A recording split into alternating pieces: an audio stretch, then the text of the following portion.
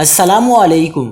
کراچی میں دھماکےدار طوفانی سسٹم کی انٹری، آئندہ 3 روز موسلادھار بارشیں متوقع، اربن فلڈنگ کا بھی خطرہ، بڑی پیشگوئی آ گئی۔ کیا آپ حالات حاضرہ سے آگاہی حاصل کرنا چاہتے ہیں؟ خبر کے پیچھے چھپے اصل حقائق جاننا چاہتے ہیں تو ابھی سبسکرائب کیجئے دل مل پاکستان کو اور ساتھ ہی گھنٹی کے نشان پر کلک کر دیں۔ آپ کو بتاتے چلیں کہ محکمہ موسمیات نے آئندہ 3 سے 4 روز میں شہر میں ایک بار پھر موسلادھار بارشوں کا امکان ظاہر کیا ہے۔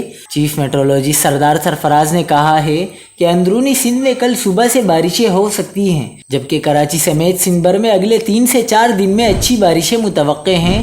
چیف میٹرولوجسٹ نے کہا ہے کہ شہر میں آئندہ 3 سے 4 روز کے دوران کم از کم 60 سے 70 ملی میٹر بارشیں ہو سکتی ہیں، جس سے شہر میں اربن فلڈنگ کا خطرہ ہے۔ محکمہ موسمیات کے مطابق 14 جولائی سے مونسون کا مضبوط سسٹم سندھ میں داخل ہو سکتا ہے اور مونسون سسٹم 18 جولائی تک بارشیں برسائے گا۔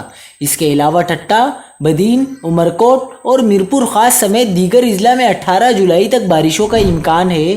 تیز بارشوں کے باعث نشیبی علاقے زیر آب آ سکتے ہیں۔